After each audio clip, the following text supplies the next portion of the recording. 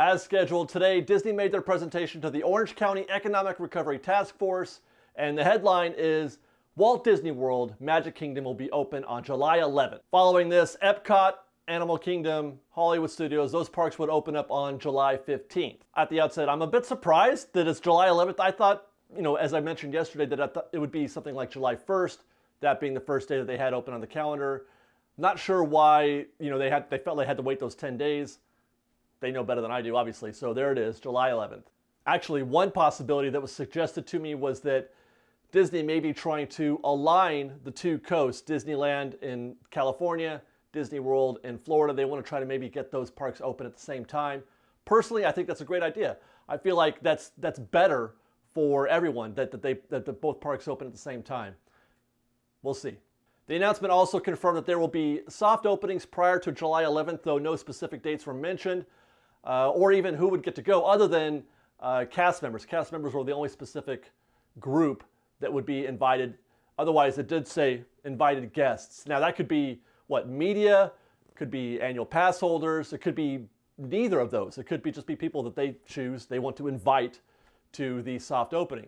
Unlike Universal Studios, but like Shanghai, they also confirmed that they would be using the reservation system at the outset. No details, though, otherwise were given, but that they would be following. So I'm sure we're going to find out more specifics in the next week or so. As for the rest of the plan, it's about what you would have expected. We've kind of gotten used to all of these, all the talk about social distancing and limited capacity, etc. But we've seen plans put in place. So it's about what you would have expected. In fact, if anything, I felt like maybe it was a little light on detail. I definitely want to know more, but as we said before, they're probably going to have more information in the coming weeks. There will be the usual protocols in place. Masks will be required. Limited capacity, social distancing, 6 feet and all that. Mobile ordering, they're going to encourage cashless payments. Don't touch the merchandise unless you plan to buy, that sort of thing. Now, in one way that they have diverted from what Shanghai was doing is they're going to be testing guests individually as they enter the park, as opposed to using those mass screening tents that we saw at Shanghai. Personally, I kind of like this. I prefer this. It feels a little more, I don't know, secure. I don't know what the right, I know this is all theater anyway, but for whatever reason, I don't trust that mass testing as much as I do a person testing my temperature. I understand it's going to make it longer to get into the park, but that's a price we're all going to have to pay no matter what. We're going to have to, there are some things we're going to have to expect going back to the parks, and one of those things is it's going to take longer to get in. Now, one thing that they referenced that I haven't seen mentioned in other theme park plans was the idea of the relaxation zone. It's understood that masks will be required in the parks, but I think everybody can agree wearing a mask for 12 hours straight seems like a daunting task. I wouldn't want that I don't have a problem wearing a mask at all, but I don't want to wear one for 12 hours or 8 hours or even 6 hours. I think that there's going to be fatigue on that. So these relaxation zones are meant to be areas where guests can go, take off their mask, and just breathe easy for a little bit. Now, I would expect that these relaxation zones will have extensive social distancing guidelines in place, more strict than you might find, let's say, in other parts of the park. Cast members there to help people observe those requirements. I'm guessing the kind of thing, sit here, but don't sit here, stand there, but don't stand there, much like we saw in Shanghai for watching a live show. So, they're going to have those areas for you to relax a bit, but be more mindful than usual about social distancing. One other thing that I found some joy in was the idea of the social distancing squad. This, my guess is a group of cast members whose sole purpose is to help guests adhere to the social distancing guidelines. I love this idea because it's just the sound of it.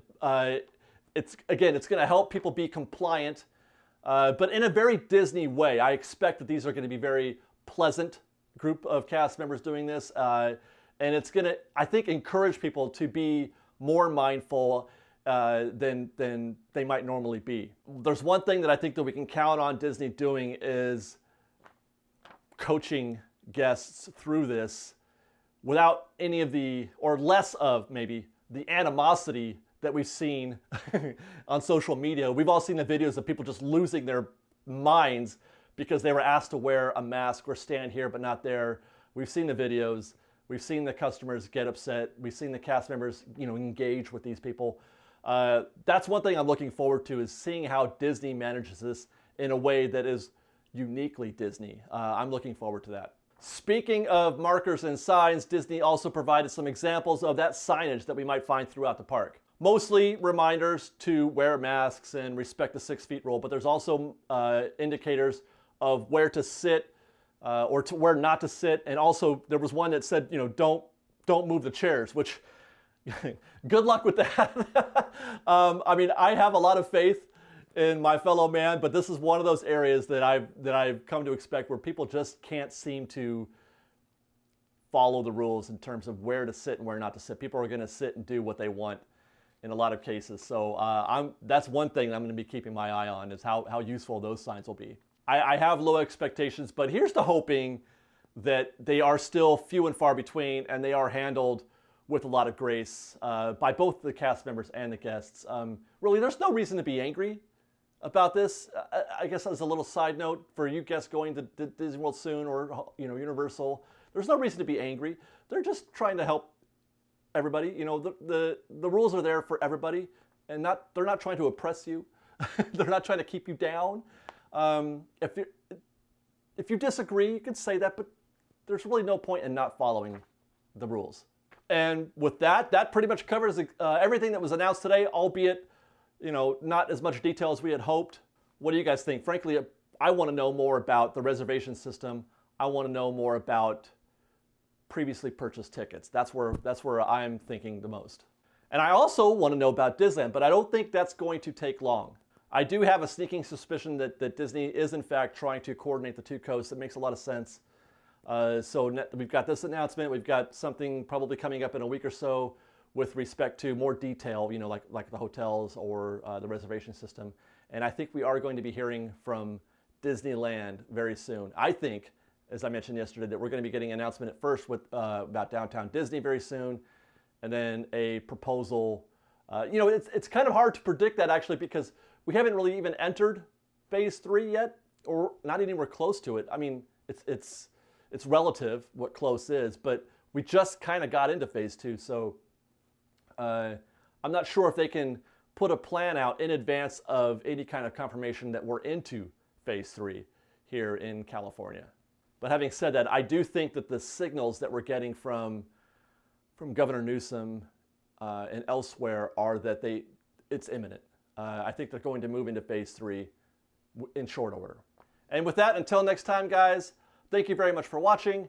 Don't forget to hit the subscribe button and to hit that notification bell. And remember, please be kind to one another. It doesn't cost anything to be kind to your fellow human. You want them to be kind to you, you got to give action to get action. Fresh baked. So please be kind. Remember that we love you very, very much, and we'll see you next time. Fresh baked.